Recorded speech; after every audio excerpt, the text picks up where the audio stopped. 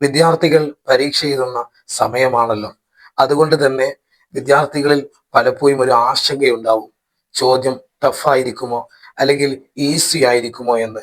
ഇവിടെ പരീക്ഷ എഴുതുവാൻ വേണ്ടി പോകുന്ന സമയത്ത് വിദ്യാർത്ഥികളിലേക്ക് ചോദ്യപേപ്പർ കിട്ടുന്ന അഥവാ ലഭിക്കുന്ന സമയത്ത് ഒരു ദിക്ർ ചൊല്ലേണ്ടതുണ്ട്. ഏതാണ്? ബിസ്മില്ലാഹി തവക്കൽതു അലല്ലാഹി ബിഹഖിൻ മുഹമ്മദിൻ സല്ലല്ലാഹു അലൈഹി വസല്ലം.